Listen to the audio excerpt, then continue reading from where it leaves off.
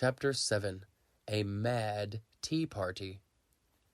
There was a table set out under a tree in front of the house, and the March Hare and the Hatter were having tea at it. A dormouse was sitting between them, fast asleep, and the other two were using it as a cushion, resting their elbows on it and talking over its head. Very uncomfortable for the dormouse, thought Alice. Only as it's asleep, I suppose it doesn't mind. The table was a large one, but the three were all crowded together at one corner of it. "No room, no room," they cried out when they saw Alice coming. "There's plenty of room," said Alice indignantly, and she sat down in a large armchair at one end of the table. "Have some wine," the March Hare said in an encouraging tone. Alice looked all round the table, but there was nothing on it but tea. "I don't see any wine," she remarked. "There isn't any," said the March Hare. "Then it wasn't very civil of you to offer it," said Alice angrily. "It wasn't very civil of you to sit down without being invited," said the March Hare. "I didn't know it was your table," said Alice. "It's laid for a great many more than three." "Your hair wants cutting," said the Hatter. He had been looking at Alice for some time with great curiosity, and this was his first speech. "You should learn not to make personal remarks," Alice said with some severity. "It's very rude." The Hatter opened his eyes very wide on hearing this, but all he said was, "Why is a raven like a writing desk?" "Come, we shall have some fun now," thought Alice. "I'm glad they've begun asking riddles. I believe I can guess that," she added aloud. "Do you mean that you think you can find out the answer to it?" said the March Hare. "Exactly so," said Alice. "Then you should say what you mean," the March Hare went on. "I do," Alice hastily replied. At least I mean what I say. That's the same thing, you know." "Not the same thing a bit," said the Hatter. "Why, you might just as well say that I see what I eat is the same thing as I eat what I see." "You might just as well say," added the March Hare, "that I like what I get is the same thing as I get what I like." "You might just as well say," added the Dormouse, who seemed to be talking in his sleep, "that I breathe when I sleep is the same thing as I sleep when I breathe." "It is the same thing with you," said the Hatter, and here the conversation dropped, and the party sat silent for a minute, while Alice thought over all she could remember about ravens and writing desks, which wasn't much. The Hatter was the first to break the silence. "What day of the month is it?" he said, turning to Alice. He had taken his watch out of his pocket and was looking at it uneasily, shaking it every now and then and holding it to his ear. Alice considered a little and said, "The 4th." "2 days wrong," sighed the Hatter. "I told you butter wouldn't suit the works," he added, looking angrily at the March Hare. "It was the best butter," the March Hare meekly replied. "Yes, but some crumbs must have got in as well," the Hatter grumbled. "You shouldn't have put it in with the bread knife." The March Hare took the watch and looked at it gloomily. Then he dipped it into his cup of tea and looked at it again. But he could think of nothing better to say than his first remark. "It was the best butter, you know." Alice had been looking over his shoulder with some curiosity. "What a funny watch," she remarked. "It tells the day of the month, and doesn't tell what o'clock it is." "Why should it?"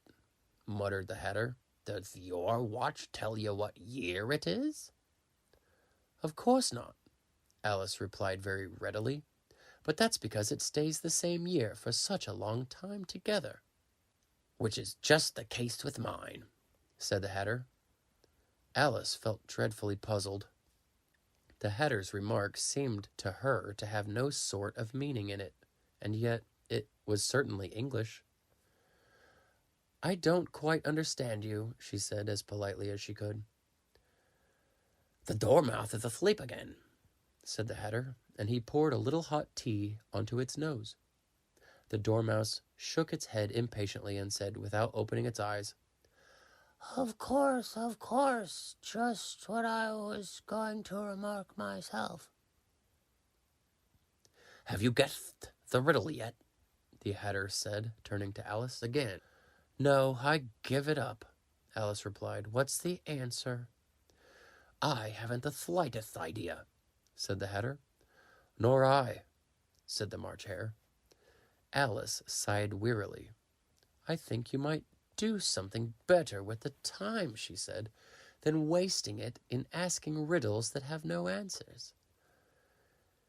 If you knew time as well as I do, said the Hatter, you wouldn't talk about wasting it. It's him. I don't know what you mean, said Alice. Of course you don't, the Hatter said, tossing his head contemptuously. I dare say you never even spoke to time. Perhaps not, Alice cautiously replied, but I know I have to beat time when I learn music. Ah, that accounts for it, said the Hatter. He won't stand beating. Now, if you only kept on good terms with him, he'd do almost anything you liked with the clock. For instance, suppose it were 9 o'clock in the morning, just time to begin lessons. You'd only have to whisper a hint to time, and round goes the clock in a twinkling. 1:30, time for dinner.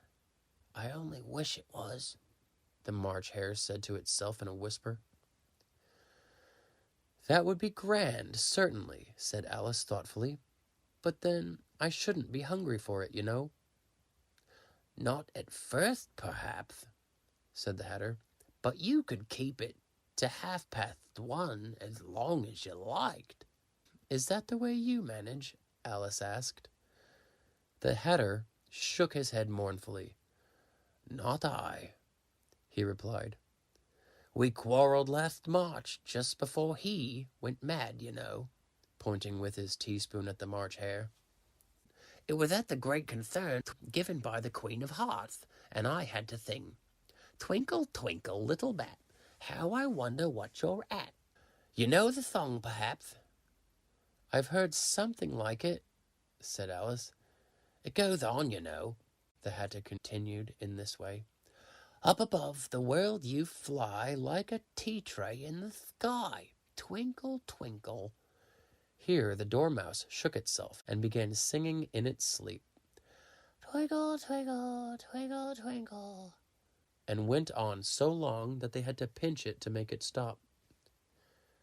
Well, I hardly finished the first verse, said the Hatter, when the Queen bawled out, He's murdering the time. Off with his head. How dreadfully savage, exclaimed Alice. And ever since that, the Hatter went on in a mournful tone, he won't do a thing I ask. It's always 6 o'clock now. A bright idea came into Alice's head. Is that the reason so many tea things are put out here? She asked.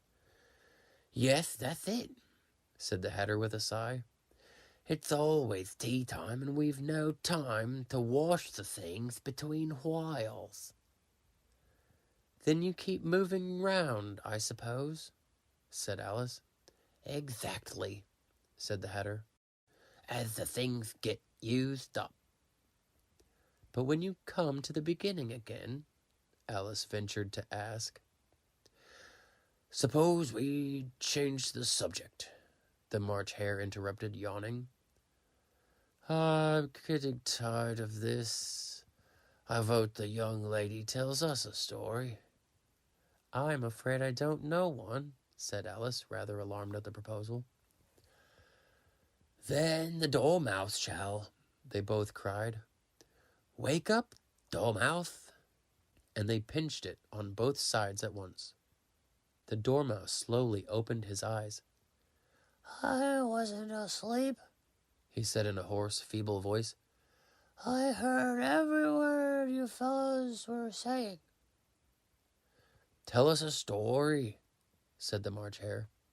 Yes, please do, pleaded Alice. And be quick about it, added the Hatter, or you'll be asleep again before it's done. Once upon a time there were 3 little sisters, the Dormouse began in a great hurry. And their names were Elsie, Lacey, and Tilly, and they lived at the bottom of a well. What did they live on? Said Alice, who always took a great interest in questions of eating and drinking.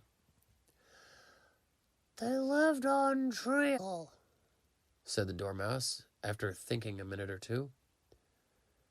They couldn't have done that, you know, Alice gently remarked. They'd have been ill. So they were, said the Dormouse. Very ill. Alice tried a little to fancy herself what such an extraordinary way of living would be like, but it puzzled her too much, so she went on. But why did they live at the bottom of a well? Take some more tea, the March Hare said to Alice. I've had nothing yet, Alice replied in an offended tone, so I can't take more. You mean you can't take less, said the Hatter. It's very easy to take more than nothing. Nobody asked your opinion, said Alice. Who's making personal remarks now? the Hatter asked triumphantly. Alice did not quite know what to say to this, so she helped herself to some tea and bread and butter, and then turned to the Dormouse and repeated her question. Why did they live at the bottom of a well? The Dormouse again took a minute or two to think about it, and then said, It was a treacle well. There's no such thing. Alice was beginning very angrily, but the Hatter and the March Hare went shh, shh, and the Dormouse sulkily remarked, If you can't be civil, you'd better finish the story for yourself. No, please go on, Alice said very humbly. I won't interrupt you again. I dare say there may be one. One indeed, said the Dormouse indignantly. However, he consented to go on. And so these 3 little sisters, they were learning to draw, you know. What did they draw? Said Alice, quite forgetting her promise. Treacle, said the Dormouse, without considering at all this time. I want the clean cup, interrupted the Hatter. Let's all move one place on. He moved on as he spoke, and the Dormouse followed him. The March Hare moved into the Dormouse's place, and Alice, rather unwillingly, took the place of the March Hare.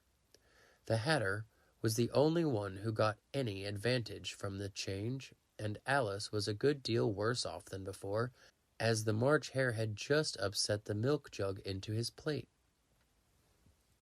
Alice did not wish to offend the Dormouse again, so she began very cautiously. But I don't understand. Where did they draw the treacle from? You can draw water out of a well, said the Hatter. Though I should think you could draw a treacle out of a treacle well, eh, stupid?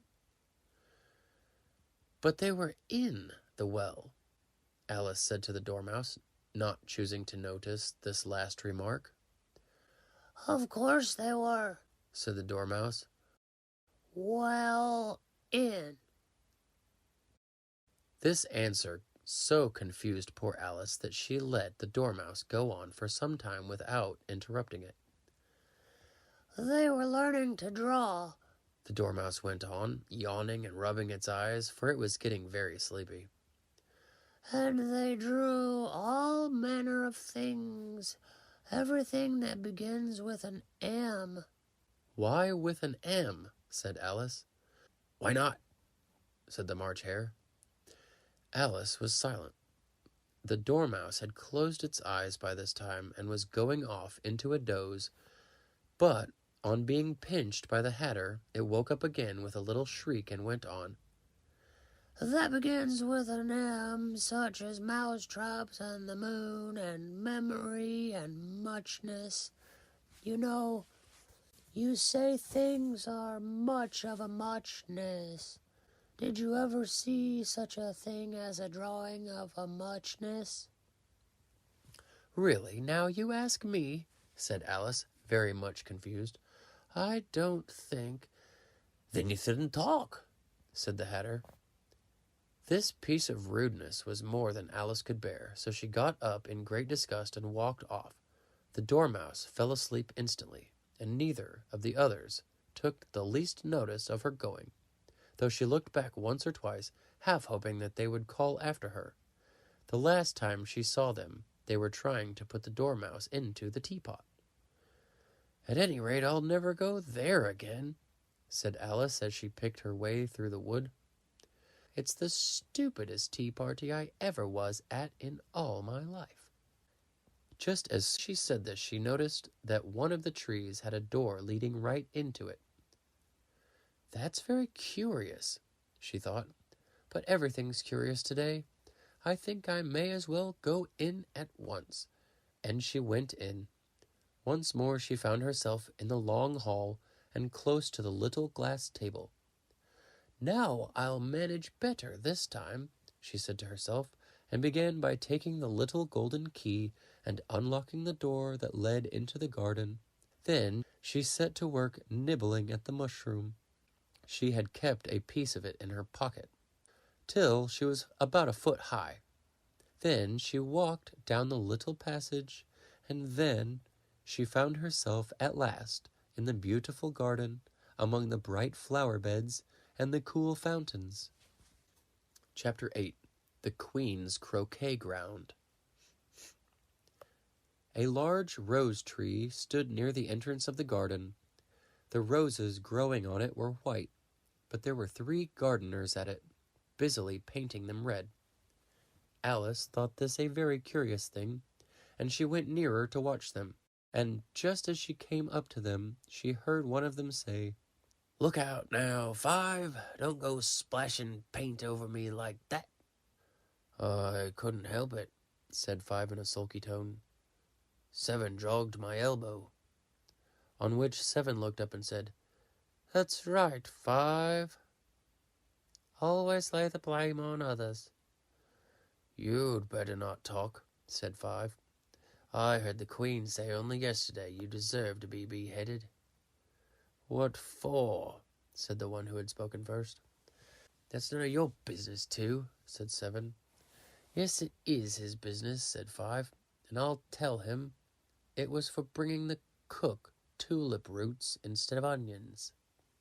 Seven flung down his brush and had just begun, "Well, of all the unjust things," when his eye chanced to fall upon Alice as she stood watching them, and he checked himself suddenly.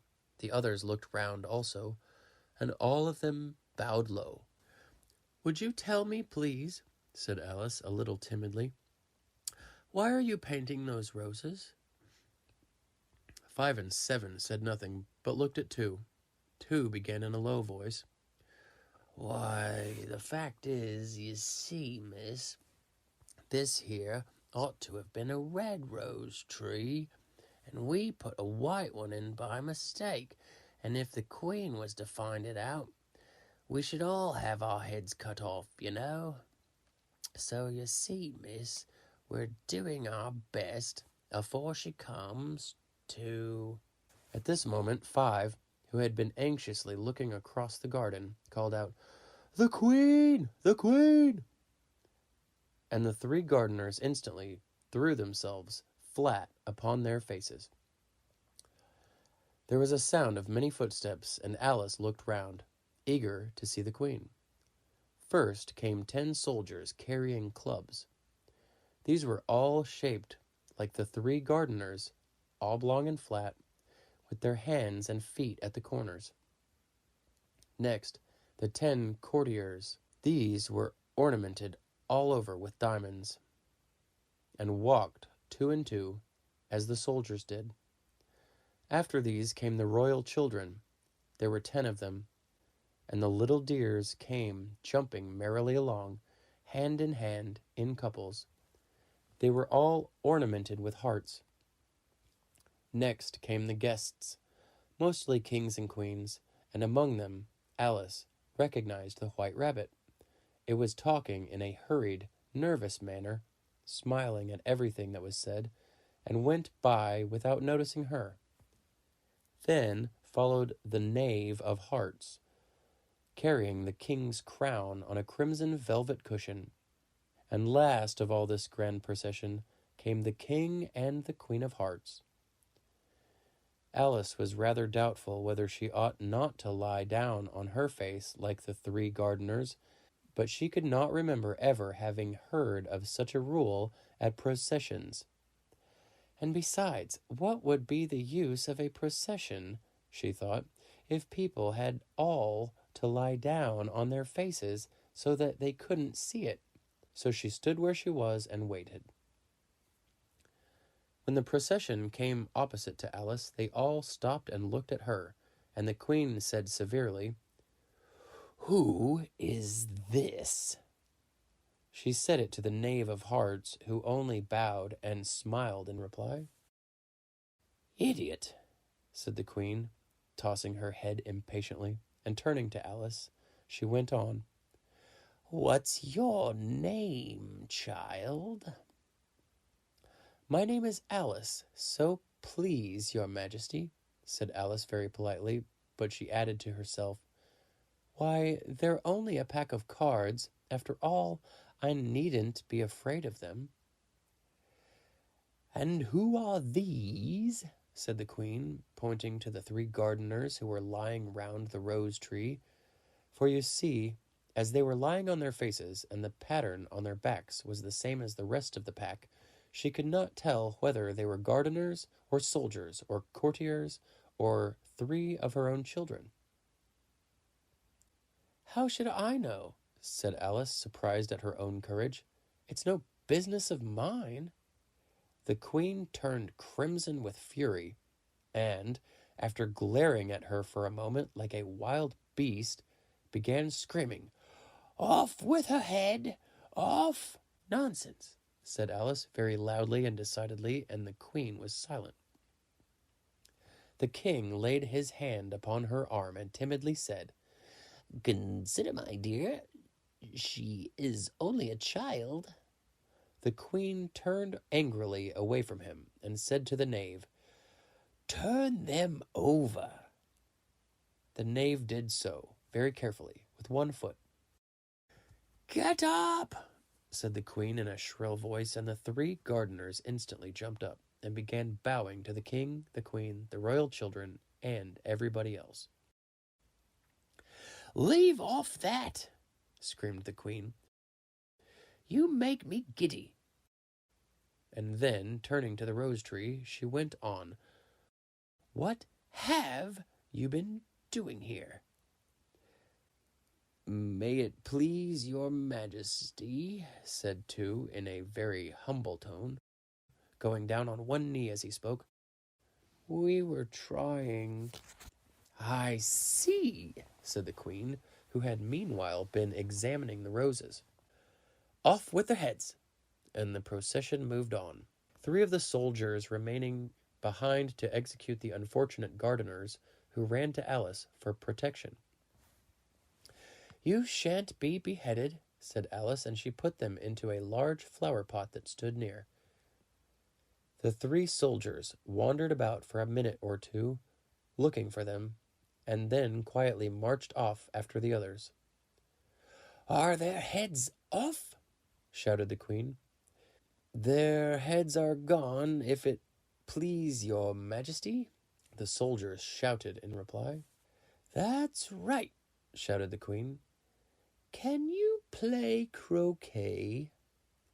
The soldiers were silent and looked at Alice, as the question was evidently meant for her. "Yes," shouted Alice. "Come on, then," roared the Queen, and Alice joined the procession, wondering very much what would happen next. It's a very fine day," said a timid voice at her side. She was walking by the White Rabbit, who was peeping anxiously into her face. "Very," said Alice. "Where's the Duchess?" "Hush, hush," said the rabbit in a low, hurried tone. He looked anxiously over his shoulder as he spoke, and then raised himself upon tiptoe, put his mouth close to her ear, and whispered, "She's under sentence of execution." "What for?" said Alice. "Did you say, 'What a pity'?" the rabbit asked. "No, I didn't," said Alice. "I don't think it's at all a pity. I said, 'What for?'" "She boxed the Queen's ears," the rabbit began. Alice gave a little scream of laughter. "Oh, hush," the rabbit whispered in a frightened tone. "The Queen will hear you. You see, she came rather late, and the Queen said—" "Get to your places!" shouted the Queen in a voice of thunder, and people began running about in all directions, tumbling up against each other. However, they got settled down in a minute or two, and the game began. Alice thought she had never seen such a curious croquet ground in her life.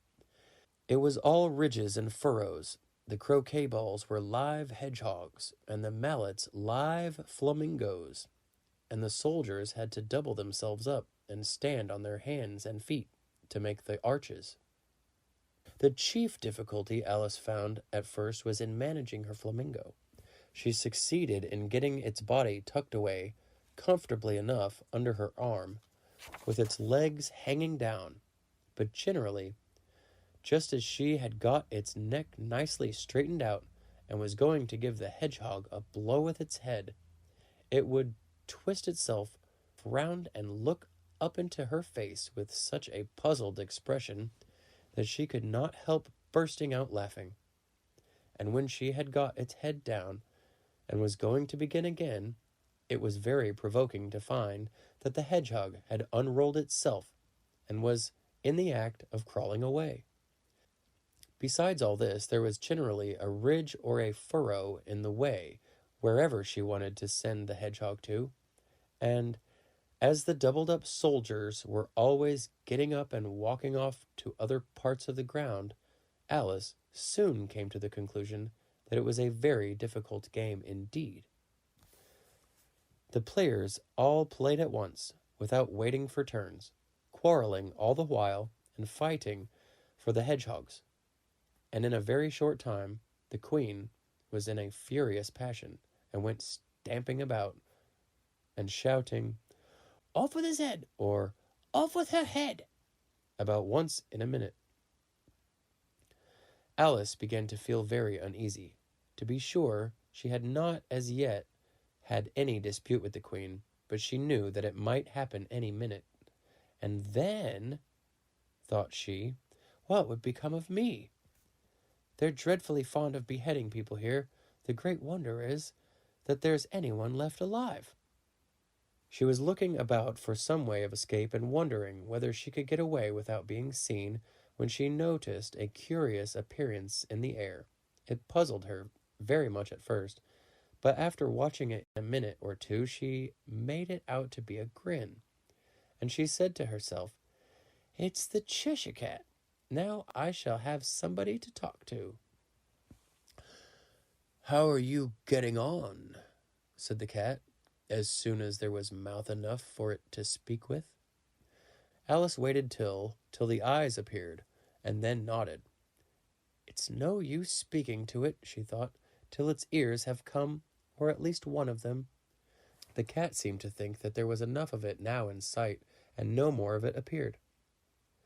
"I don't think they play at all fairly," Alice began, in rather a complaining tone, "and they all quarrel so dreadfully. one can't hear oneself speak, and they don't seem to have any rules in particular. At least, if there are, nobody attends to them. And you've no idea how confusing it is, all the things being alive. For instance, there's the arch I've got to go through next, walking about at the other end of the ground. And I should have croqueted the queen's hedgehog just now, only it ran away when it saw mine coming. How do you like the queen? Said the cat in a low voice. Not at all, said Alice. She's so extremely... Just then she noticed that the queen was close behind her, listening, so she went on. Likely to win. That it's hardly worth while finishing the game. The queen smiled and passed on. Who are you talking to? Said the king, coming up to Alice and looking at the cat's head with great curiosity. It's a friend of mine, a Cheshire cat, said Alice. Allow me to introduce it. I don't like the look of it at all, said the king. However, it may kiss my hand if it likes. I'd rather not, the cat remarked. Don't be impertinent, said the king. And don't look at me like that. He got behind Alice as he spoke. A cat may look at a king, said Alice. I've read that in some book, but I don't remember where. Well, it must be removed, said the king very decidedly, and he called to the queen, who was passing at the moment. My dear, I wish you would have this cat removed. The queen had only one way of settling all difficulties, great or small. Off with his head, she said, without even looking round. I'll fetch the executioner myself, said the king eagerly, and he hurried off. Alice thought she might as well go back and see how the game was going on, as she heard the queen's voice in the distance, screaming with passion. She had already heard her sentence 3 of the players to be executed for having missed their turns, and she did not like the look of things at all, as the game was in such confusion that she never knew whether it was her turn or not. So she went off in search of her hedgehog. The hedgehog was engaged in a fight with another hedgehog, which seemed to Alice an excellent opportunity for croqueting one of them with the other. The only difficulty was that her flamingo was gone across to the other side of the garden, where Alice could see it trying in a helpless sort of way to fly up into a tree. By the time she had caught the flamingo and brought it back, the fight was over, and both the hedgehogs were out of sight. But it doesn't matter much, thought Alice, as all the arches are gone from this side of the ground. So she tucked it away under her arm, that it might not escape again, and went back to have a little more conversation with her friend. When she got back to the Cheshire Cat, she was surprised to find quite a large crowd collected round it. There was a dispute going on between the executioner, the king, and the queen, who were all talking at once, while all the rest were quite silent and looked very uncomfortable. The moment Alice appeared, she was appealed to by all 3 to settle the question, and they repeated their arguments to her, though as they all spoke at once, she found it very hard to make out exactly what they said. The executioner's argument was that you couldn't cut off a head unless there was a body to cut it off from, that he had never had to do such a thing before, and he wasn't going to begin at his time of life. The king's argument was that anything that had a head could be beheaded, and that you weren't to talk nonsense. The queen's argument was that if something wasn't done about it in less than no time, she'd have everybody executed all round. It was this last remark that had made the whole party look so grave and anxious. Alice could think of nothing else to say but, "It belongs to the Duchess. You'd better ask her about it." "She's in prison," the queen said to the executioner. "Fetch her here." and the executioner went off like an arrow. The cat's head began fading away the moment he was gone, and by the time he had come back with the Duchess, it had entirely disappeared. So the king and the executioner ran wildly up and down looking for it, while the rest of the party went back to the game. Chapter 9. The Mock Turtle's Story. "You can't think how glad I am to see you again, you dear old thing," said the Duchess as she tucked her arm affectionately into Alice's, and they walked off together. Alice was very glad to find her in such a pleasant temper, and thought to herself that perhaps it was only the pepper that had made her so savage when they met in the kitchen. "When I'm a duchess," she said to herself, not in a very hopeful tone, though, "I won't have any pepper in my kitchen at all. Soup does very well without. Maybe it's always pepper that makes people hot-tempered." She went on, very much pleased at having found out a new kind of rule.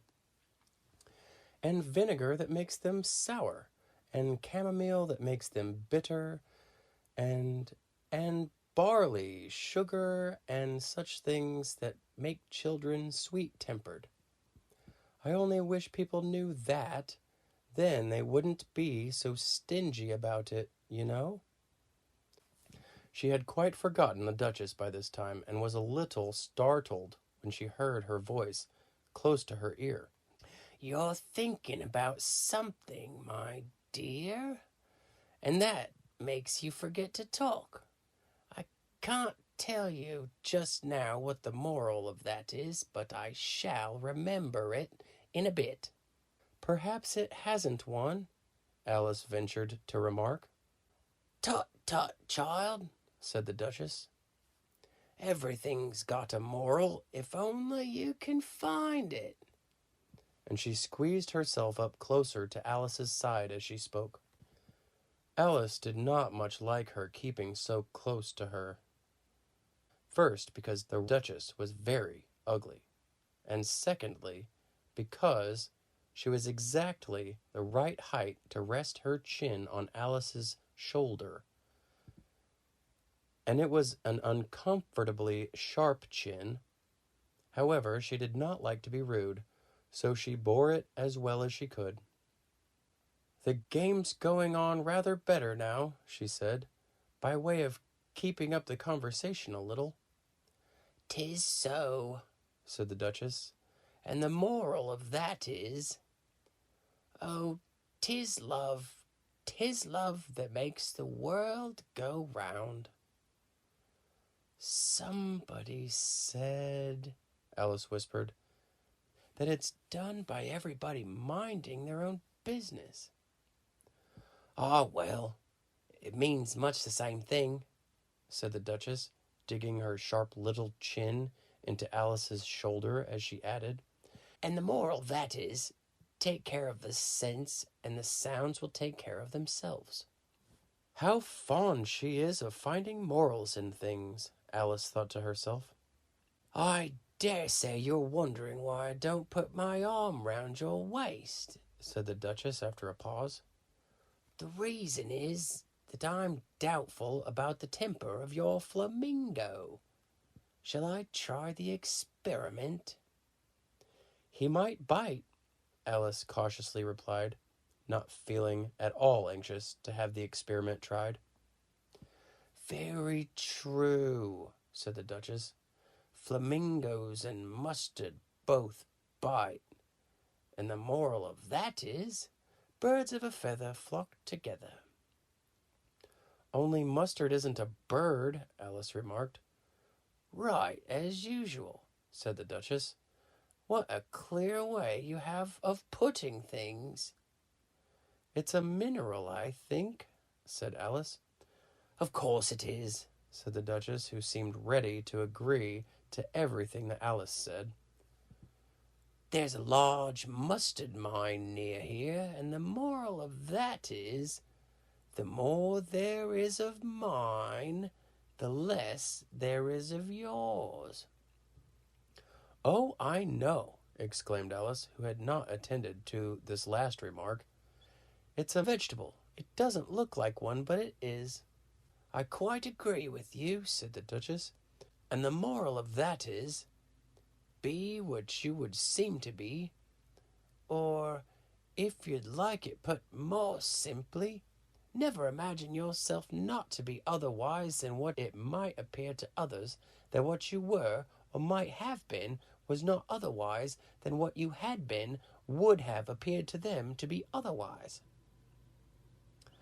"I think I should understand that better," Alice said very politely, "if I had it written down, but I can't quite follow it as you say it." "That's nothing to what I could say if I chose," the Duchess replied in a pleased tone. "Pray don't trouble yourself to say it any longer than that," said Alice.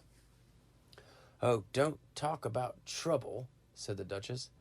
"I make you a present of everything I've said as yet." "A cheap sort of present," thought Alice. "I'm glad they don't give birthday presents like that." But she did not venture to say it out loud. "Thinking again?" the Duchess asked, with another dig of her sharp little chin. "I've a right to think," said Alice sharply, for she was beginning to feel a little worried. "Just about as much right," said the Duchess, "as pigs have to fly, and But here, to Alice's great surprise, the Duchess's voice died away, even in the middle of her favorite word, moral, and the arm that was linked into hers began to tremble.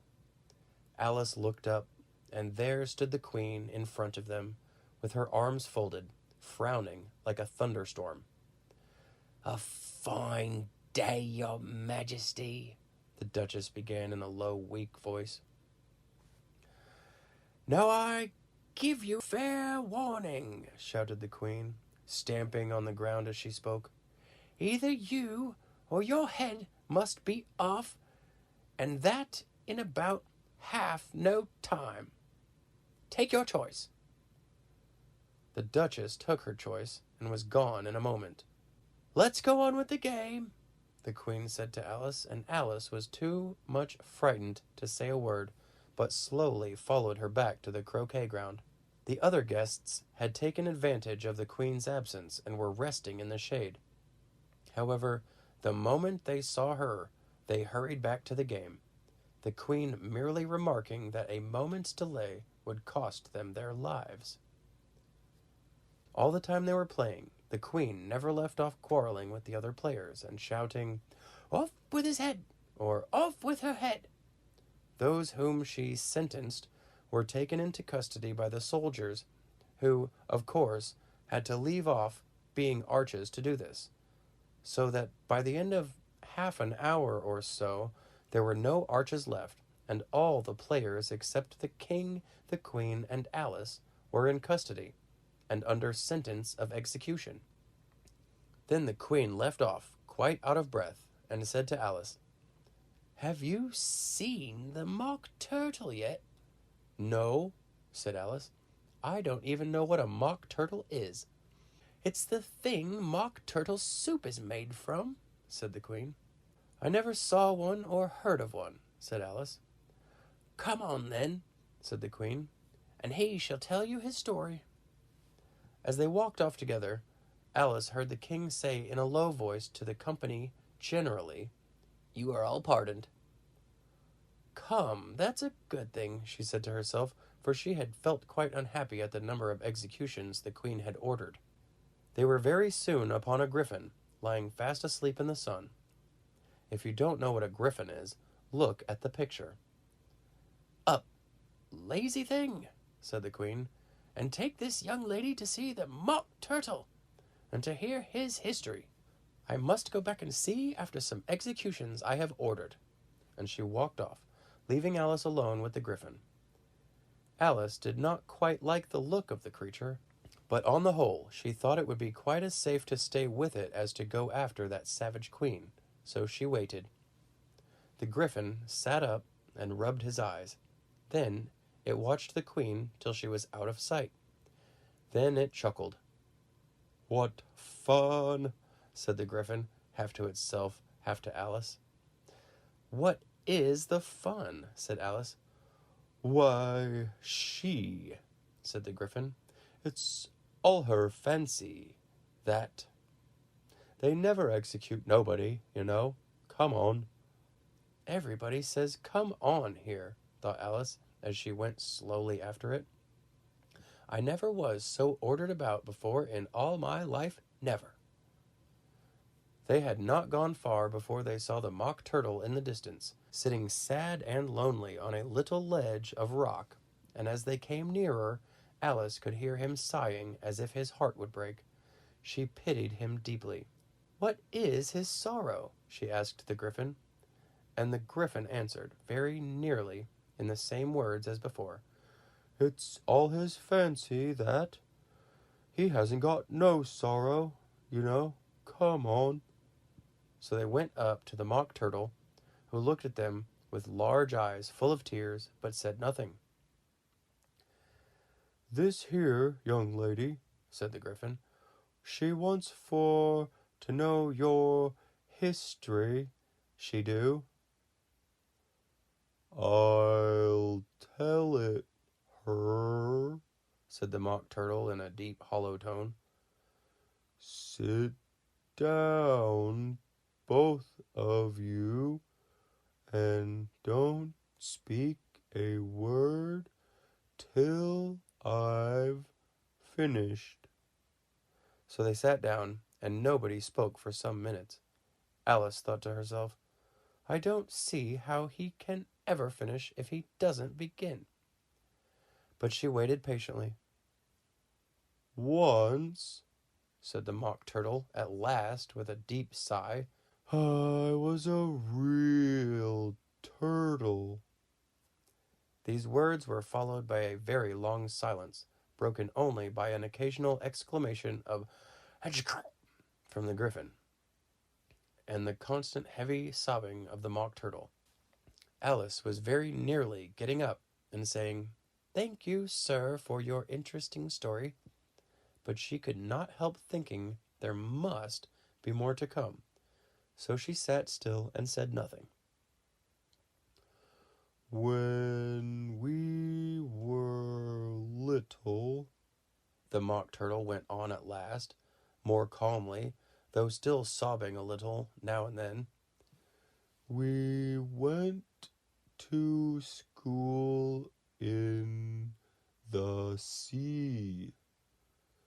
The master was an old turtle. We used to call him Tortoise."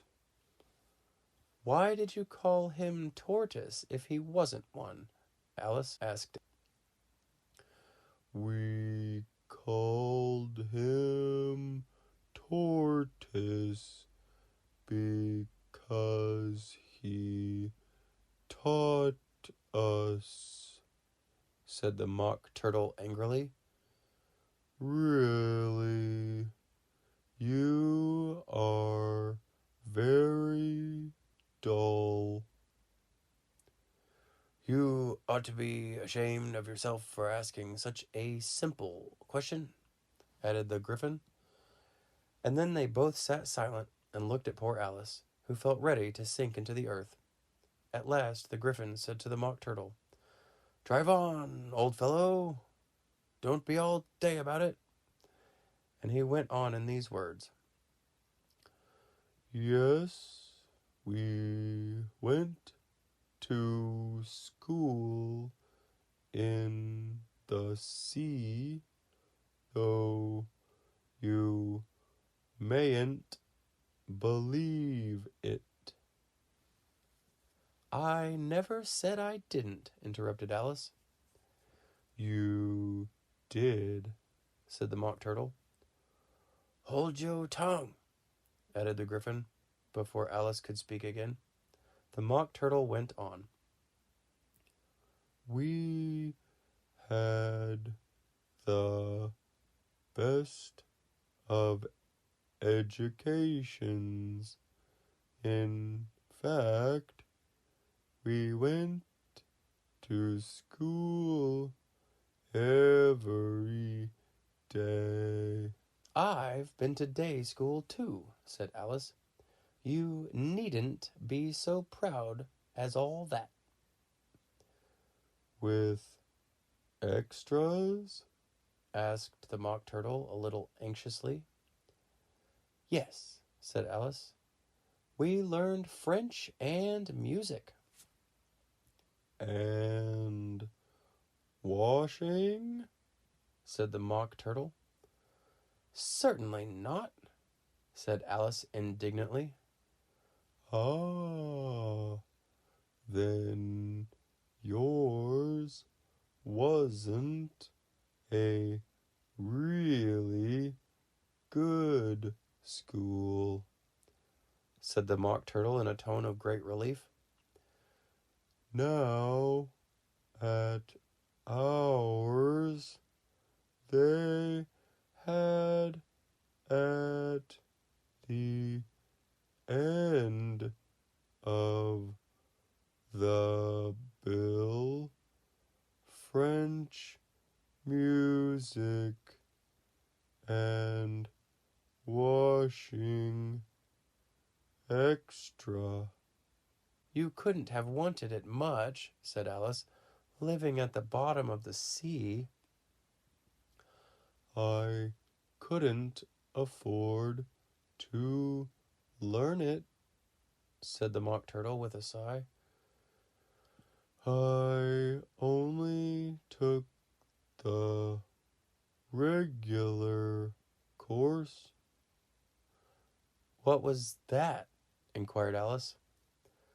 Reeling and writhing, of course, to begin with, the Mock Turtle replied. And then the different branches of arithmetic, ambition, distraction, uglification, and derision. I've never heard of uglification, Alice ventured to say. What is it?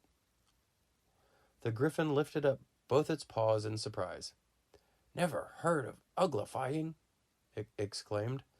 You know what to beautify is, I suppose? Yes, said Alice doubtfully. It means to make anything prettier.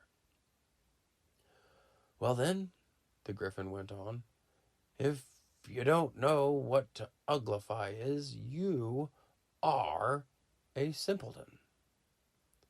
Alice did not feel encouraged to ask any more questions about it, so she turned to the Mock Turtle and said, What else had you to learn? Well, there was mystery, the Mock Turtle replied, counting off the subjects on his flappers. Mystery, ancient and modern, with seaography, then drawing.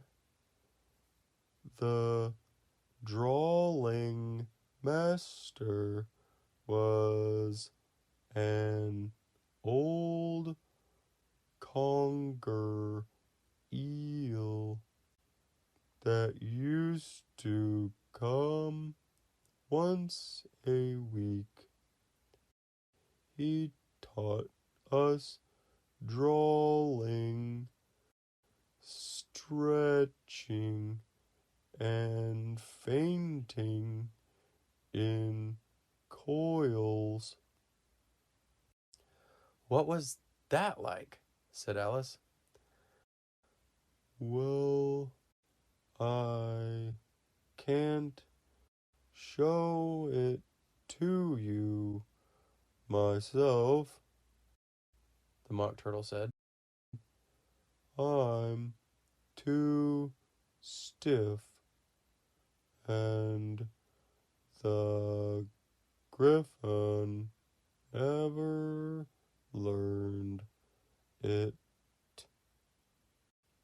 Hadn't time, said the Griffin. I went to the classical master, though. He was an old crab, he was. I never went to him, the Mock Turtle said with a sigh.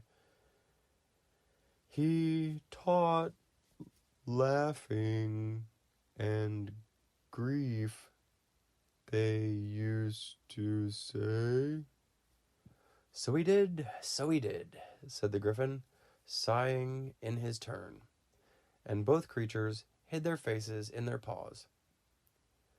And how many hours a day did you do lessons?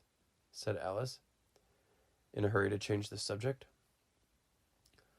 10 hours the first day, said the Mock Turtle. 9 the next, and so on. What a curious plan, exclaimed Alice. That's the reason they're called lessons, the Griffin remarked, because they lesson from day to day. This was quite a new idea to Alice, and she thought it over a little before she made her next remark. Then the 11th day must have been a holiday. Of course it was, said the Mock Turtle. And how did you manage on the 12th? Alice went on eagerly. That's enough about lessons, the Griffin interrupted in a very decided tone. Tell her something about the games now. Chapter 10. The Lobster Quadrille. The Mock Turtle sighed deeply and drew the back of one flapper across his eyes. He looked at Alice and tried to speak, but for a minute or two, sobs choked his voice. Same as if he'd had a bone in his throat, said the Griffin, and it set to work shaking him and punching him in the back. At last, the Mock Turtle recovered his voice, and, with tears running down his cheeks, he went on again. You may not have lived much under the sea. I haven't, said Alice. And perhaps you were never even introduced to a lobster. Alice began to say, I once tasted, but checked herself hastily and said, No, never. So you can have no idea what a delightful thing a lobster quadrille is. No, indeed, said Alice. What sort of a dance is it? Why, said the Griffin, you first form into a line along the seashore. 2 lines, cried the Mock Turtle. Seals, turtles, salmon, and so on. Then, when you've cleared all the jellyfish out of the way. That generally takes some time, interrupted the Griffin. You advance twice Each with a lobster as a partner, cried the Gryphon. Of course, the Mock Turtle said. Advance twice, set to partners. Change lobsters and retire in same order, continued the Gryphon. Then, the Mock Turtle went on, you throw the lobsters, shouted the Gryphon, with a bound into the air. as far out to sea as you can. Swim after them, screamed the Gryphon. Turn a somersault in the sea, cried the Mock Turtle, capering wildly about. Change lobsters again, yelled the Gryphon at the top of his voice. Back to land again, and that's all the first figure, said the Mock Turtle, suddenly dropping his voice, and the two creatures, who had been jumping about like mad things all this time, sat down again very sadly and quietly and looked at Alice. It must be a very pretty dance, said Alice timidly. Would you like to see a little of it? Said the Mock Turtle. Very much indeed, said Alice. Come, let's try the first figure, said the Mock Turtle to the Gryphon. We can do it without lobsters, Which shall sing? Oh, you sing, said the Gryphon. I've forgotten the words. So they began solemnly dancing round and round Alice, every now and then treading on her toes when they passed too close, and waving their forepaws to mark the time, while the Mock Turtle sang this very slowly and sadly. Will you walk a little faster? Said a whiting to a snail. There's a porpoise close behind us, and he's treading on my tail. See how eagerly the lobsters and the turtles all advance. They are waiting on the shingle.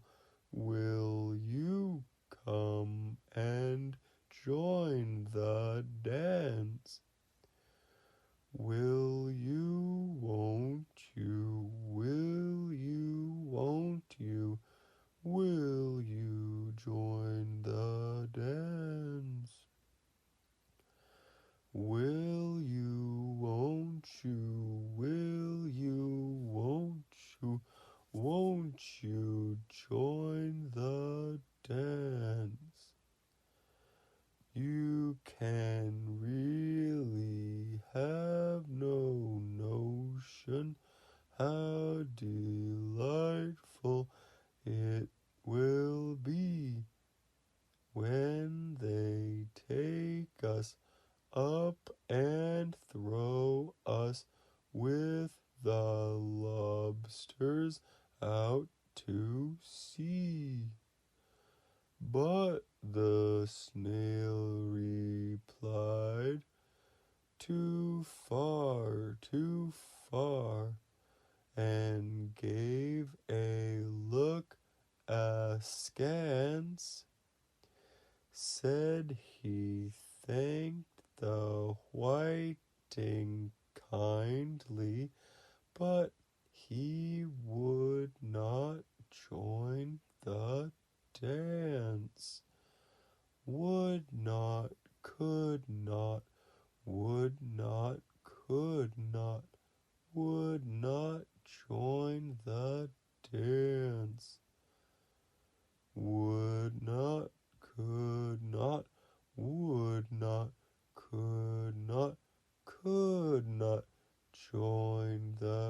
dance. What matters it's how far we go? His scaly friend replied. There is another shore, you know, upon the other side. The farther off from England, the nearer is to France. Then turn not pale, beloved snail, but come and join the dance. Will you, won't you, will you, won't you, will you join the dance? Will you, won't you, will you, won't you join the dance? Thank you. It's a very interesting dance to watch, said Alice, feeling very glad that it was over at last. And I do so like that curious song about the whiting. Oh, as to the whiting, said the Mock Turtle, you've seen them, of course? Yes, said Alice. I've often seen them at She checked herself hastily. I don't know where Din may be, said the Mock Turtle. But if you've seen them so often, of course you know what they're like. I believe so, Alice replied thoughtfully. They have their tails in their mouths, and they're all over crumbs. You're wrong about the crumbs, said the Mock Turtle. Crumbs would all wash off in the sea, but they have their tails in their mouths, and the reason is... Here the Mock Turtle yawned and shut his eyes. Tell her about the reason and all that, he said to the Griffin. The reason is, said the Griffin, that they would go with the lobsters to the dance, so they got thrown out to sea. So they had to fall a long way. So they got their tails fast in their mouths, so they couldn't get them out again. That's all. Thank you, said Alice. It's very interesting. I never knew so much about a whiting before. I can tell you more than that if you like, said the Griffin. Do you know why it's called a whiting? I never thought about it, said Alice. Why? It does the boots and shoes, the Griffin replied very solemnly. Alice was thoroughly puzzled. Does the boots and shoes, she repeated in a wondering tone. Why, what are your shoes done with? Said the Griffin. I mean, what makes them so shiny? Alice looked down at them and considered a little before she gave her answer. They're done with blacking, I believe. Boots and shoes under the sea, the Griffin went on in a deep voice, are done with whiting. Now you know. And what are they made of? Alice asked in a tone of great curiosity.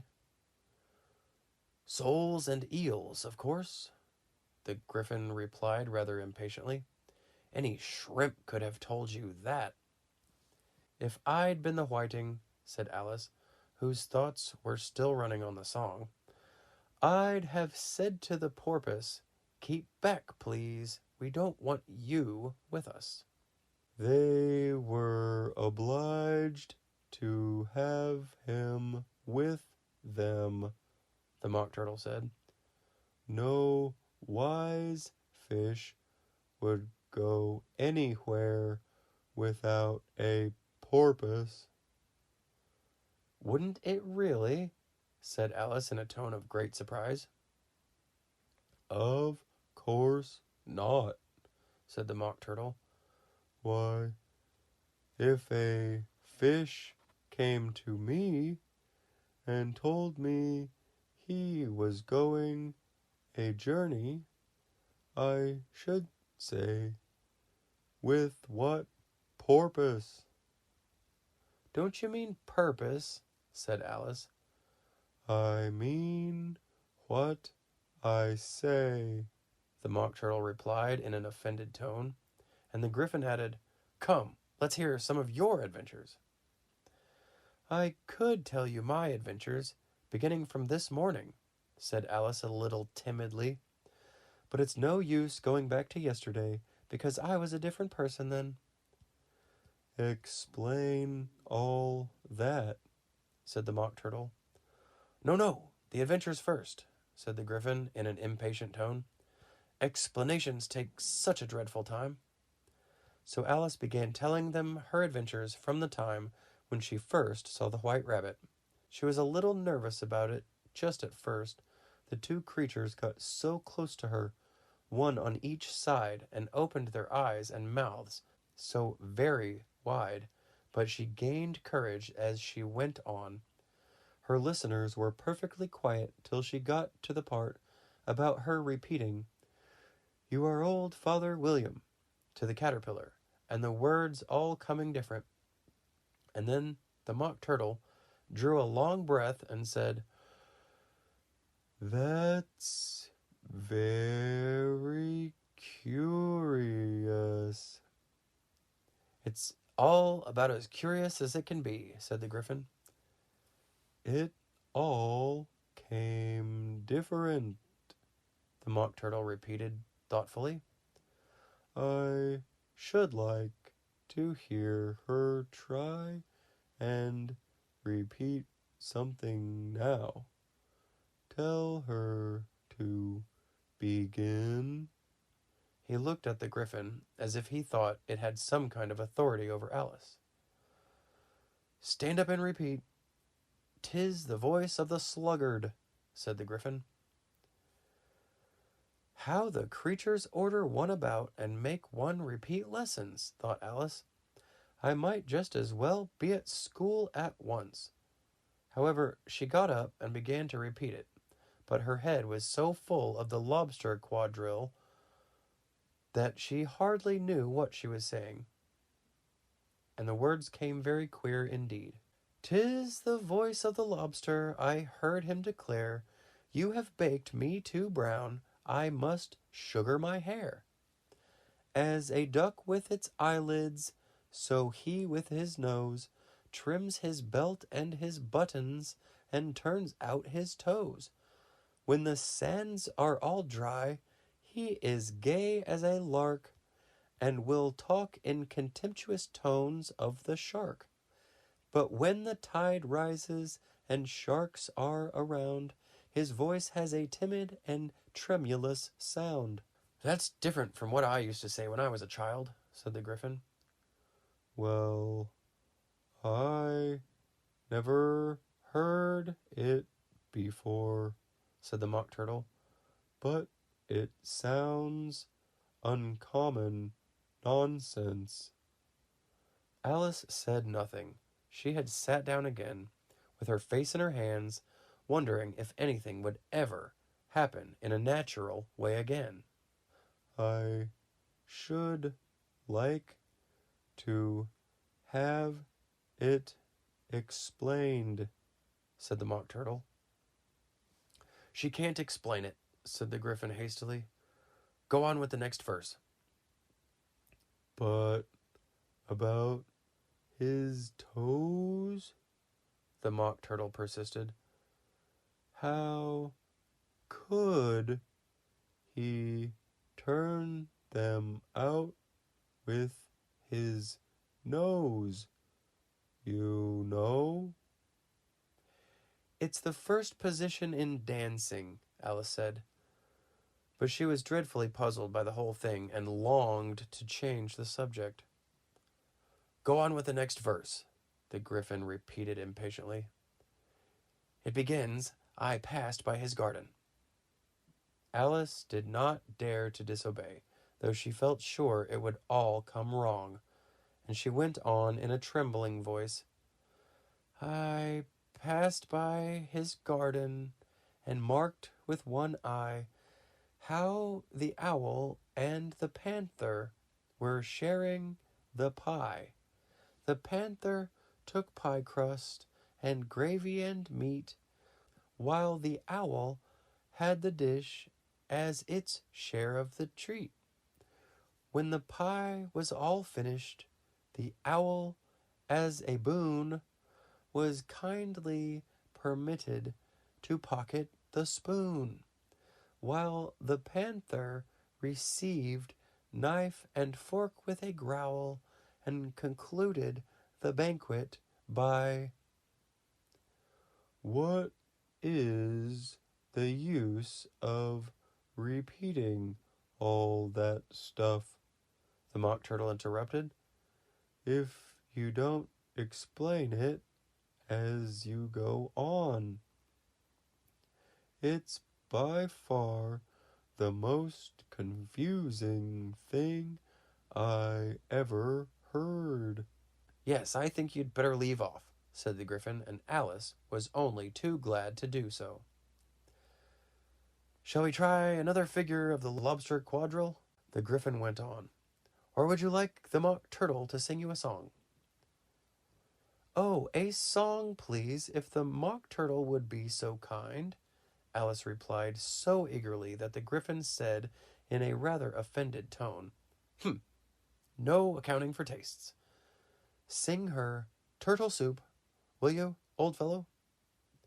The Mock Turtle sighed deeply and began in a voice sometimes choked with sobs to sing this. Beautiful soup, so rich and green, waiting in a hot tureen. Who for such dainties would not stoop?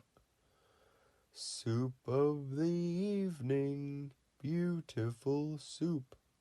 Soup of the evening, beautiful soup. Beautiful soup. Beautiful soup. Soup of the evening, beautiful, beautiful soup. Beautiful soup. Who cares for fish, game, or any other dish? Who would not give all else for 2 pennyworth? Only a beautiful soup. Pennyworth only of beautiful soup. Beautiful soup. Beautiful soup. Soup of the evening. Beautiful, beautiful soup. Chorus again, cried the Gryphon, and the Mock Turtle had just begun to repeat it when a cry of "The trial's beginning" was heard in the distance. Come on, cried the Gryphon, and, taking Alice by the hand, it hurried off without waiting for the end of the song. "What trial is it?" Alice panted as she ran. But the Gryphon only answered, "Come on!" and ran the faster, while more and more faintly came, carried on the breezes that followed them, the melancholy words, "Soup of the evening, beautiful, beautiful soup." Chapter 11. Who Stole the Tarts?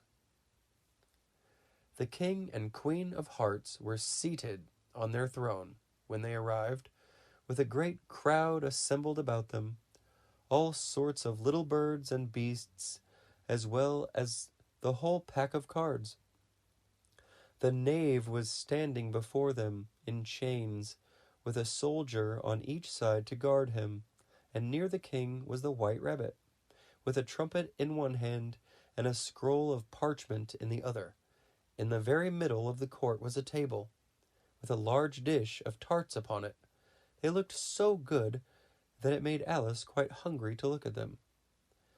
"I wish they'd get the trial done," she thought, "and hand round the refreshments." But there seemed to be no chance of this, so she began looking at everything about her to pass away the time. Alice had never been in a court of justice before, but she had read about them in books, and she was quite pleased to find that she knew the name of nearly everything there. "That's the judge," she said to herself, "because of his great wig." The judge, by the way, was the king, and as he wore his crown over the wig, he did not look at all comfortable, and it was certainly not becoming. "And that's the jury box," thought Alice, "and those 12 creatures." She was obliged to say creatures, you see, because some of them were animals and some were birds. "I suppose they are the jurors." She said this last word 2 or 3 times over to herself, being rather proud of it, for she thought, and rightly too, that very few little girls of her age knew the meaning of it at all. However, jurymen would have done just as well. The 12 jurors were all writing very busily on slates. "What are they doing?" Alice whispered to the Gryphon. "They can't have anything to put down yet, before the trial's begun." "They're putting down their names," the Gryphon whispered in reply, "for fear they should forget them before the end of the trial." "Stupid things," Alice began in a loud, indignant voice. But she stopped herself hastily, for the white rabbit cried out, "Silence in the court!"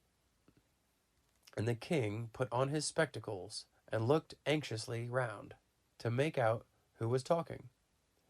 Alice could see, as well as if she were looking over their shoulders, that all the jurors were writing down "stupid things" on their slates, and she could even make out that one of them didn't know how to spell stupid, and that he had to ask his neighbor to tell him. "A nice muddle their slates will be in before the trial's over," thought Alice. One of the jurors had a pencil that squeaked. This, of course, Alice could not stand. And she went round the court and got behind him, and very soon found an opportunity of taking it away.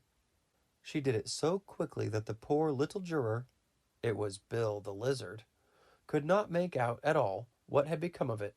So, after hunting all about for it, he was obliged to write with one finger for the rest of the day, and this was of very little use, as it left no mark on the slate. "Harold, read the accusation," said the king. On this, the white rabbit blew 3 blasts on the trumpet, and then unrolled the parchment scroll and read as follows. "The Queen of Hearts, she made some tarts, all on a summer day. The Knave of Hearts, he stole those tarts, and took them quite away." "Consider your verdict," the king said to the jury. "Not yet, not yet," the rabbit hastily interrupted. "There's a great deal to come before that." Call the first witness, said the king. And the white rabbit blew 3 blasts on the trumpet and called out, First witness! The first witness was the hatter. He came in with a teacup in one hand and a piece of bread and butter in the other. I beg pardon, your majesty, he began, for bringing these in, but I hadn't quite finished my tea when I was sent for. You ought to have finished, said the king. When did you begin? The hatter looked at the March Hare, who had followed him into the court, arm in arm with the Dormouse. 14th of March, I think it was, he said. 15th, said the March Hare. 16th, added the Dormouse. Write that down, the king said to the jury, and the jury eagerly wrote down all 3 dates on their slates, and then added them up and reduced the answer to shillings and pence. Take off your hat, the king said to the hatter. It isn't mine, said the hatter. Stolen, the king exclaimed, turning to the jury, who instantly made a memorandum of the fact. I keep them to sell, the hatter added as an explanation. I've none of my own. I'm a hatter. Here the queen put on her spectacles and began staring hard at the hatter, who turned pale and fidgeted. Give your evidence, said the king, and don't be nervous, or I'll have you executed on the spot. This did not seem to encourage the witness at all. He kept shifting from one foot to the other, looking uneasily at the queen, and in his confusion he bit a large piece out of his teacup instead of the bread and butter. Just at this moment, Alice felt a very curious sensation, which puzzled her a good deal until she made out what it was. She was beginning to grow larger again, and she thought at first she would get up and leave the court. But on second thought, she decided to remain where she was as long as there was room for her. I wish you wouldn't squeeze so, said the Dormouse, who was sitting next to her. I can hardly breathe. I can't help it, said Alice very meekly. I'm growing. You've no right to grow here, said the Dormouse. Don't talk nonsense, said Alice more boldly. You know you're growing too. Yes, but I grow at a reasonable pace. Said the Dormouse. Not in that ridiculous fashion. And he got up very sulkily and crossed over to the other side of the court.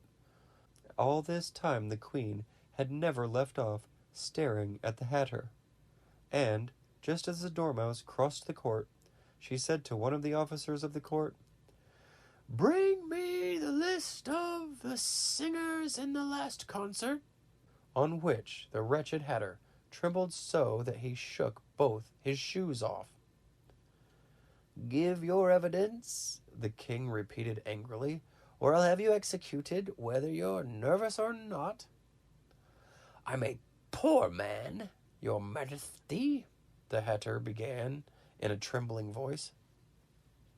"And I hadn't but just begun my tea, not above a week or so, and what with the bread and butter getting so thin, and the twinkling of the tea." "The twinkling of what?" said the king. "It began with the tea," the Hatter replied. "Of course, twinkling begins with a T," said the king sharply. "Do you take me for a dunce? Go on." "I'm a poor man," the Hatter went on, "and most things twinkled after that. Only the March Hare said—" "I didn't," the March Hare interrupted in a great hurry. "You did," said the Hatter. "I deny it," said the March Hare. "He denies it," said the king. "Leave out that part." "Well, at any rate, the Dormouse said," the Hatter went on, looking anxiously round to see if he would deny it too. But the Dormouse denied nothing, being fast asleep. "After that," continued the Hatter, "I cut them all bread and butter." "But what did the Dormouse say?" one of the jury asked. "That I can't remember," said the Hatter.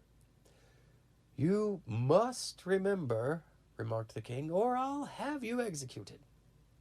The miserable Hatter dropped his teacup and bread and butter, and went down on one knee.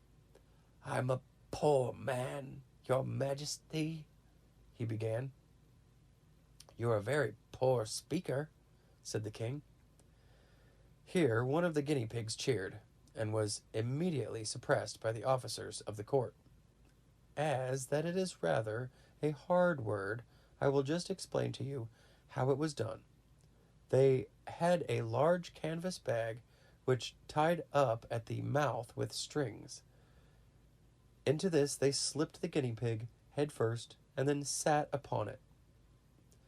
"I'm glad I've seen that done," thought Alice. "I've so often read in the newspapers at the end of trials." There was some attempt at applause, which was immediately suppressed by the officers of the court, and I never understood what it meant till now.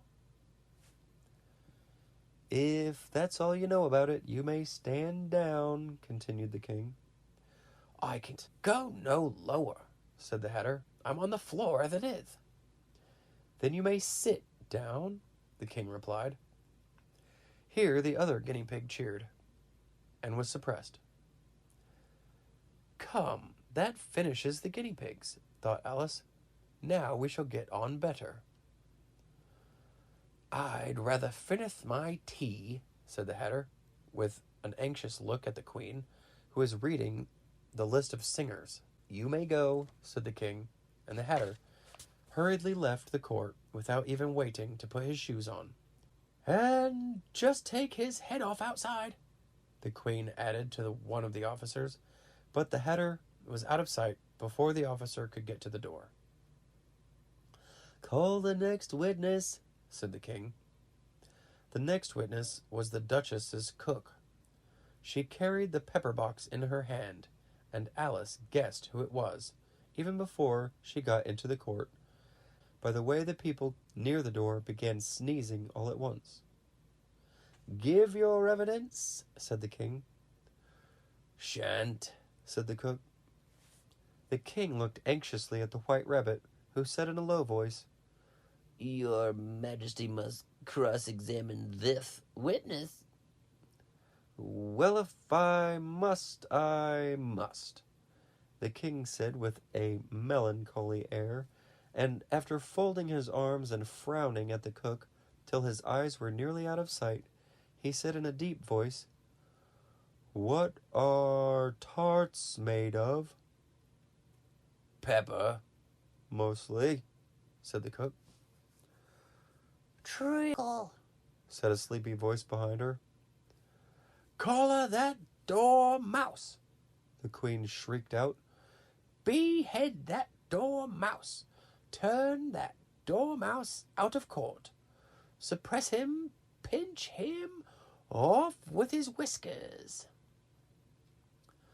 For some minutes the whole court was in confusion, getting the Dormouse turned out, and by the time they had settled down again, the cook had disappeared. "Never mind," said the king, with an air of great relief. "Call the next witness." And he added in an undertone to the queen, "Really, my dear, you must cross-examine the next witness. It quite makes my forehead ache." Alice watched the White Rabbit as he fumbled over the list, feeling very curious to see what the next witness would be like. "For they haven't got much evidence yet," she said to herself. Imagine her surprise when the White Rabbit read out, at the top of his shrill voice, the name Alice. Chapter 12. Alice's Evidence. "Here!" cried Alice, quite forgetting, in the flurry of the moment, how large she had grown in the last few minutes. And she jumped up in such a hurry that she tipped over the jury box with the edge of her skirt, upsetting all the jurymen onto the heads of the crowd below. And there they lay, sprawling about, reminding her very much of a globe of goldfish she had accidentally upset the week before. "Oh, I beg your pardon," she exclaimed in a tone of great dismay, and began picking them up again as quickly as she could, for the accident of the goldfish kept running in her head, and she had a vague sort of idea that they must be collected at once and put back into the jury box, or they would die. "The trial cannot proceed," said the king in a very grave voice, "until all the jurymen are back in their proper places. All," he repeated with great emphasis, looking hard at Alice as he said so. Alice looked at the jury box and saw that in her haste she had put the lizard in, head downward, and the poor little thing was waving its tail about in a melancholy way, being quite unable to move. She soon got it out again and put it right. "Not that it signifies much," she said to herself. "I should think it would be quite as much use in the trial one way up as the other." As soon as the jury had a little recovered from the shock of being upset, and their slates and pencils had been found and handed back to them, they set to work very diligently to write out a history of the accident, all except the lizard, who seemed too much overcome to do anything but sit with its mouth open, gazing up into the roof of the court. "What do you know about this business?" the king said to Alice. "Nothing," said Alice. "Nothing whatever?" persisted the king. "Nothing whatever," said Alice. "That's important," the king said, turning to the jury. They were just beginning to write this down on their slates when the White Rabbit interrupted. "Unimportant, your majesty means, of course," he said in a very respectful tone, but frowning and making faces at him as he spoke. "Unimportant, of course, I meant," the king hastily said, and went on to himself in an undertone. "Important, unimportant, unimportant, important," as if he were trying which word sounded best. Some of the jury wrote it down, important, and some unimportant. Alice could see this as she was near enough to look over their slates. "But it doesn't matter a bit," she thought to herself. At this moment the king, who had been for some time busily writing in his notebook, called out, "Silence!" and read out from his book, "Rule 42. All persons more than a mile high to leave the court." Everybody looked at Alice. "I'm not a mile high," said Alice. "Nearly 2 miles high," added the queen. "You are," said the king. "Well, I shan't go, at any rate," said Alice. "Besides, that's not a regular rule. You invented it just now." "It's the oldest rule in the book," said the king. "Then it ought to be number 1, said Alice. The king turned pale and shut his notebook hastily. "Consider your verdict," he said to the jury in a low, trembling voice. "There's more evidence to come yet, please, your majesty," said the White Rabbit, jumping up in a great hurry. "This paper has just been picked up." "What's in it?" said the queen. "I haven't opened it yet," said the White Rabbit, "but it seems to be a letter written by the prisoner to somebody." "It must have been that," said the king, "unless it was written to nobody, which isn't usual, you know." "Whom is it directed to?" said one of the jurymen. "It isn't directed at all," said the White Rabbit. "In fact, there's nothing written on the outside." He unfolded the paper as he spoke and added, "It isn't a letter after all. It's a set of verses." Are they in the prisoner's handwriting? Asked another of the jurymen. No, they're not, said the White Rabbit, and that's the queerest thing about it. The jury all looked puzzled. He must have imitated somebody else's hand, said the king. The jury all brightened up again. Please, your majesty, said the knave, I didn't write it, and they can't prove I did. There's no name signed at the end. If you didn't sign it, said the king, that only makes the matter worse.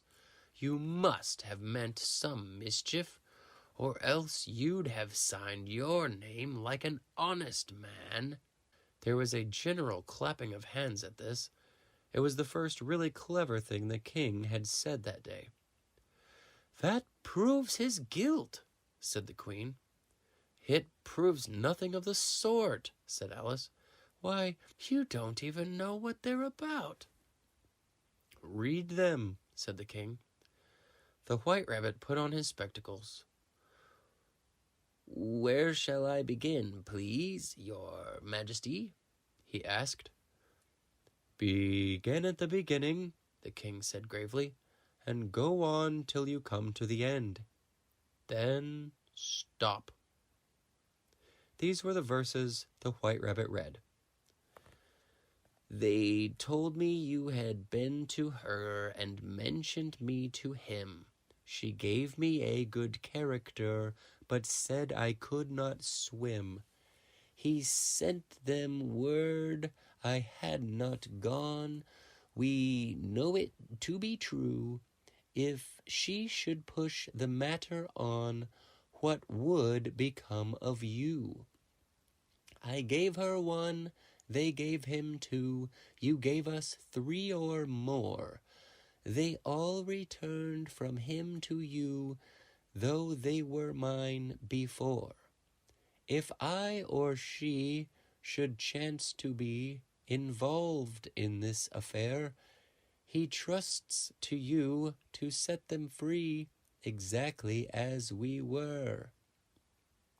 My notion was that you had been, before she had this fit, an obstacle that came between him and ourselves and it. Don't let him know she liked them best, for this must ever be a secret kept from all the rest between yourself and me. That's the most important piece of evidence we've heard yet, said the king, rubbing his hands. So now let the jury... If any one of them can explain it, said Alice. She had grown so large in the last few minutes that she wasn't a bit afraid of interrupting him. I'll give him 6 pence. I don't believe there's an atom of meaning in it. The jury all wrote down on their slates, She doesn't believe there's an atom of meaning in it. But none of them attempted to explain the paper. If there's no meaning in it, said the king, that saves a world of trouble, you know, as we needn't try to find any. And yet I don't know. He went on, spreading out the verses on his knee and looking at them with one eye. I seem to see some meaning in them, after all. Said I could not swim. You can't swim, can you? He added, turning to the knave. The knave shook his head sadly. Do I look like it? He said, which he certainly did not, being made entirely of cardboard. All right, so far, said the king, and he went on muttering over the verses to himself. We know it to be true. That's the jury, of course. I gave her one, they gave him two. That must be what he did with the tarts, you know. But it goes on. They all returned from him to you, said Alice. Why, there they are, said the king triumphantly, pointing to the tarts on the table. Nothing can be clearer than that. Then again, before she had this fit— "You never had fits, my dear, I think?" he said to the Queen. "Never!" said the Queen furiously, throwing an inkstand at the lizard as she spoke. The unfortunate little Bill had left off writing on his slate with one finger, as he found it made no mark, but he now hastily began again, using the ink that was trickling down his face, as long as it lasted. "Then the words don't fit you," said the King, looking around the court with a smile. There was a dead silence. "It's a pun," the King added in an angry tone, and everybody laughed. "Let the jury consider their verdict," the King said for about the 20th time that day. "No, no," said the Queen. "Sentence first, verdict afterward." "Stuff and nonsense," said Alice loudly. "The idea of having the sentence first." "Hold your tongue," said the Queen, turning purple. "I won't," said Alice. "Off with her head," the Queen shouted at the top of her voice. Nobody moved. "Who cares for you?" said Alice. She had grown to her full size by this time. "You're nothing but a pack of cards." At this, the whole pack rose up into the air and came flying down upon her. She gave a little scream, half of fright and half of anger, and tried to beat them off, and found herself lying on the bank with her head in the lap of her sister, who was gently brushing away some dead leaves that had fluttered down from the trees onto her face. "Wake up, Alice dear," said her sister. "Why, what a long sleep you've had." "Oh, I've had such a curious dream," said Alice, and she told her sister, as well as she could remember them, all the strange adventures of hers that you have just been reading about. And when she had finished, her sister kissed her and said, "It was a curious dream, dear, certainly, but now run in to your tea. It's getting late." So Alice got up and ran off, thinking, while she ran, as well she might, what a wonderful dream it had been. But her sister sat still just as she left her, leaning her head on her hand, watching the setting sun, and thinking of little Alice and all her wonderful adventures, till she too began dreaming after a fashion, and this was her dream.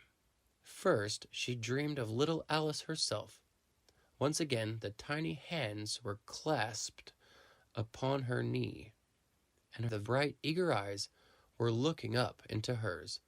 She could hear the very tones of her voice, and see that queer little toss of her head, to keep back the wandering hair that would always get into her eyes. And still, as she listened, or seemed to listen, the whole place around became alive with the strange creatures of her little sister's dream. The long grass rustled at her feet as the white rabbit hurried by. The frightened mouse splashed his way through the neighboring pool. She could hear the rattle of the teacups as the March Hare and his friends shared their never-ending meal, and the shrill voice of the Queen ordering off her unfortunate guests to execution. Once more the pig baby was sneezing on the Duchess's knee, while plates and dishes crashed around it. Once more the shriek of the griffin, the squeaking of the lizard's slate pencil, and the choking of the suppressed guinea pigs filled the air, mixed up with the distant sob of the miserable mock turtle. So she sat on with closed eyes and half believed herself in Wonderland, though she knew she had but to open them again and all would change to dull reality. The grass would be only rustling in the wind, and the pool rippling to the waving of the reeds.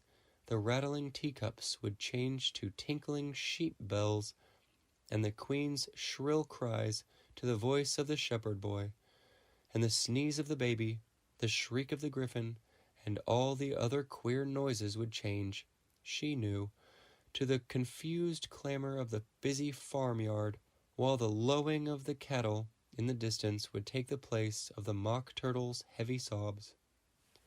Lastly, she pictured to herself how this same little sister of hers would, in the aftertime, be herself a grown woman, and how she would keep, through all her riper years, the simple and loving heart of her childhood, and how she would gather about her other little children and make their eyes bright and eager with many a strange tale, perhaps even with the dream of Wonderland of long ago, and how she would feel with all their simple sorrows and find a pleasure in all their simple joys, remembering her own child life and the happy summer days.